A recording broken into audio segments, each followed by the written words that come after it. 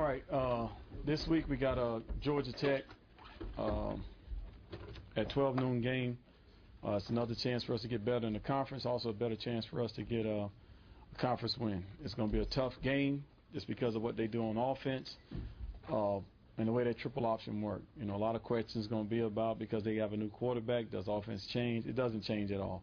And Coach Johnson, when he was at the academy and then also when he was at Georgia Tech, you know, his offense doesn't change what he's doing. He believes in what he's doing. He believes in the guy's going to execute it. The difference is probably the pace of the game. But by giving him an extra day of 2 days of work, you know, he has probably had Friday and Saturday or Saturday and Sunday to really work on getting the timing down with the other quarterback. So they'll be ready to go. And for us, it's going to be the timing of the game, timing of the speed of the option. It's going to be difficult for us to get caught up. So our scout team has to do a great job of this week in practice of giving us a great look. But it's still going to be hard. You know, we can't assimilate the speed of the offensive line and the timing coming off, the mesh point of the fullback and the quarterback, the read of the quarterback and fullback. Those things are going to be difficult for us to do in practice. So we got to make sure we do a great job of that. Offensively, looking at them on defense, they run a 3-4 defense, which is the first time we're facing a 3-4 defense. It'll be something different. You know, they do a lot of strong safety Sam blitzes, free safety wheel blitzes, you know, double plug inside blitzes, and then they line up and they drop 8 guys back and rush 3. So it's going to be a lot of different things for our offense to look at and make sure we got to take advantage and be patient in this type of game because of what they do on defense and also what they do on offense. Special teams, they got a pretty good kicker, a punt return guy that does a nice job for them of getting extra yards upfield, and we just got to keep working on our special teams doing a great job of creating some type of chance to create the field position for us. And anytime you get to create field position in this game would be great. If it gets in a game, a 4th down and 3, don't expect Georgia Tech to punt the ball. They're going to go for it on 4th down and 3. That's what he believes in. He believes he can make the 4th down unless it's 4th and 5. Otherwise, just expect us to be on defense in short yardage situations on 4th and 3, 4th and 2. If we get him in 4th down and 5, we'll probably get him in a punting situation. So it's going to be one of them games that's going to be physical. It's going to be a run game. It's going to be a game to where the time to go off the clock fast. And, we just got to step up and have opportunities in this game, especially it's a conference game, but also an opportunity for us to get better as a team. What makes it 3-4 different as far as what makes it? Because it's like, if you remember the old Giants off defense where you had Lawrence Taylor and Carl Banks, you know, everybody always thought that Carl Banks was the drop and Lawrence Taylor was the rusher. When a 3-4 defense, you don't know which one is going to come. And then also now it's single blocks because the way they align people, you can never double off. It's got to leak. The center's going to be one-on-one. The guard, is going to be one-on-one with a linebacker. The tackle's going to be, it's a lot of different things that make you get single blocks. So those things will be a little bit difficult for us because usually we get double teams. We're knocking guys off the ball. You have Brandon and Chantrell doubling off of a guy and going to the next guy. Now it's single blocks, and now it allows them to use their strengths. They got some athletic defensive backs, some athletic linebackers. They don't have, they got some guys up front that can cause havoc for you. So those things are really playing into their hand right now. You're on balance line. No, it does not. It still gets you in singles because of the way they line up at. That's the thing that's difficult for you. Randy, could you, I know you talked about it on Sunday, but a lot of people here weren't there on Sunday. Can you talk about how you simulate the triple option in practice, what you do to get your defense ready to handle that? Well, all we can do is just making sure everybody carry out their assignments. I mean, it's a deal where somebody's going to be responsible for the fullback, somebody going to be responsible for the tailback, and somebody responsible for the pitch. And only thing you can do is make sure that everybody get tackled in practice. I mean, we have to just tackle the fullback and just tell the quarterback keep running until somebody tackle you and tell the pitch guy to keep running. And no matter if the play is over with, you got the only time the play is over and all 3 guys are actually tackled. And it's got to be 11 guys to the football all the time in practice. No one can get cut. We're going to cut in practice because we got to simulate the games. And a lot of people say, well, that's kind of, why would you do that? Well, that's what they're going to see in the game. So the guy's body and muscle memory have to get used to bending at the knees, using their hands and getting off blocks. And that's the only way that you can prepare for it. You talked about on Sunday, giving 3 guys footballs to assimilate it. Yeah. Everyone has to get tackled. Where did you come up with that? That's the only way guys can see it, really. Because like anything, a quarterback can have a football in his hand and fake like he's going to the dive guy. And the worst thing you can have is a guy say, well, Coach, I seen him, didn't hand it off. That's why I tackled the quarterback. So we put footballs in their hands, and all three of them going at one time. They can't say you handed the football off. The guy got a ball in his hand, and you got to make sure your responsibility is taken care of. You got a tough environment to play in that stadium. Always tough. It's college. It's kind of like a college atmosphere, Georgia Tech is an old university, have a lot of tradition, and they're gonna have their fans there because like anything, like I said, all of us have to play each other, so everybody's still in the hunt right now at this point in time, and it'd be a great atmosphere to play in. It's a noon game, so we're all excited about it. They're excited about it, and anytime we've played it, it's been one way or the other. So both teams really have something to prove. Georgia Tech has a lot to prove. Of trying to establish themselves, and we trying to establish ourselves. So it's a lot of things to be proven for us and for them. Coach, you got going back to stopping the offense. You got the quarterback and 3 running backs. You got any one of 4 guys that can run, but you only have 3 linebackers. So puts extra pressure on your safeties to keep their lane discipline and so forth. It does. It's always. You got to think of it like this. You got to say fullbacks, all defensive tackles, and middle linebacker. So you got 3 guys on one. Then you got to say defensive ends and outside linebackers are fullback to quarterback. Okay, defensive end is fullback to quarterback. Outside linebackers are quarterback to pitch, and then you have your corners are pitch, but your safeties are, if it coming to you, you got quarterback to pitch. If you're the backside safety, you got fullback, then you got quarterback, then you have pitch. So it's a lot of responsibilities, what makes it difficult for the safeties. You just got to know, if I'm to it, what's my responsibilities? If I'm backside, you can't just turn and run. It's almost like you got the skin. Okay, fullback, he don't have it.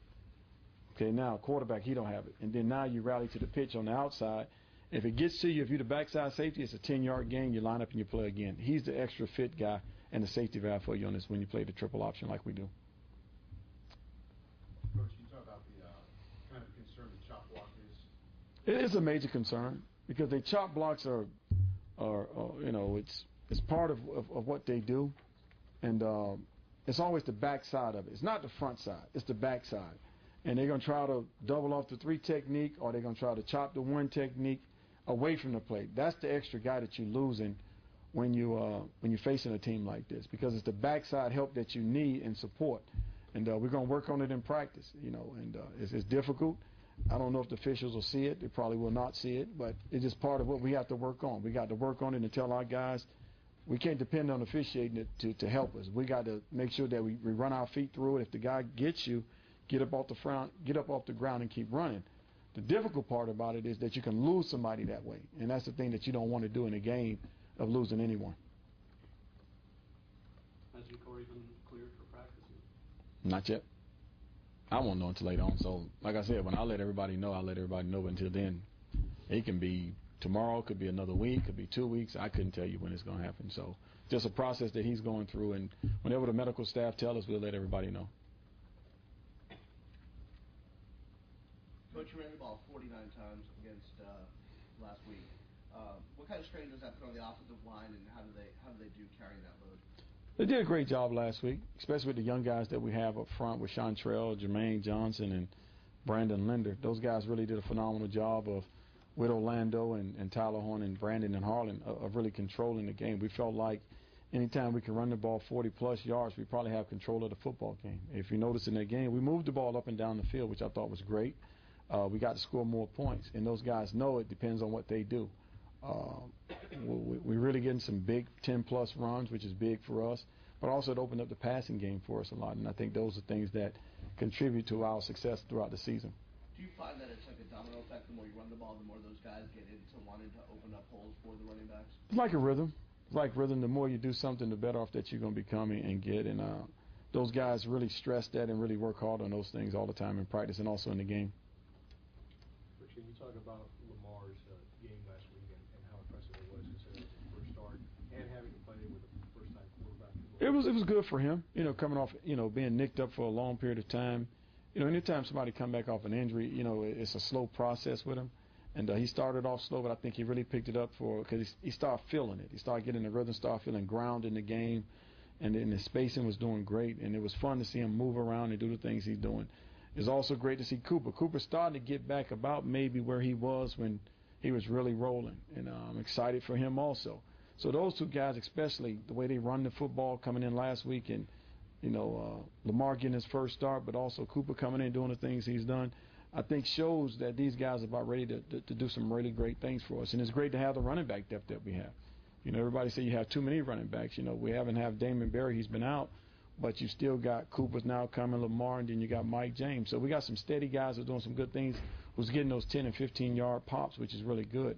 I think if you look at the average, they got a high average per carry, which is now is going to really make it really good for us. Coach, can you talk Ray Buchanan in terms of your linebackers? McCarthy's ended up inside. That's opened a spot for him. How he's developed, how he's doing there, and I think he's coming around pretty good. He's been doing a great job for us. When we get into nickel situations, he's out of the mix. But, when we have the two-back, offense or whatever, he's in there doing a great job on the weak side of running down plays from the backside, but also giving us some physical play that we need from him. And the more he continually to grow and get better, the better that we're going to be as a football team. And, you watch him, you watch Colin moved inside to help the team. It's always, you see that. You see Kane last week played some, sparing Colin some. Not because of Colin productivity. No, it's giving Colin a rest.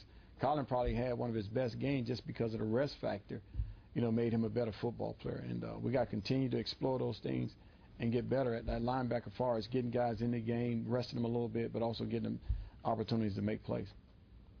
Coach, talk a little bit about the freshmen contributing to this team, whether it be on the offensive line, running backs, even last week, and quarterback. I think it's big. This team is, we got some talented freshmen that are in this football class that's done a great job. Everybody looked at it and said, well, this class is not as talented as before. But we didn't have the skill guys. You look at the offensive line, those guys. You look at the linebackers who's contribute. Tyrone Cornelius doing a great job on special teams. Kelvin Kane doing a great job. We have guys all across the board who's contributing 15 to 20 plays a game to give us a chance. And I think anytime that those things happen, then now when next year comes, when they start to play a lot on offense and defense, it's not a factor of did you not play last year. They're used to it, and they're used to the game, they're used to the atmosphere, and they're used to the scenery, so that makes it even better for those guys. And they become more productive in their role next season. Their offense, they only have 42 completions or receptions this year, but like 8 of them have been for 38 yards or more. That's something that you have to obviously. That's the only time they throw it. It's going to go deep. It's going to be nothing short. It's going to be a 5-yard pass. It's going to be 50 or 60 yards downfield, and that's what they believe in. So if they want to make a 5-yard completion, he's going to run the football. So that's his opportunity to fake the ball, get it out, and go deep and see if he can get a big play just because of his running. Just like our offense, the more we run, the better our play action pass is. And that's what they're doing, the same things. All the secondary has to be aware of that too. You know what? Your keys will tell you what you have to get done. And they got keys that they have to rely on an option game, and you got to see it, and then you got to respond to it. So, all right, thank you.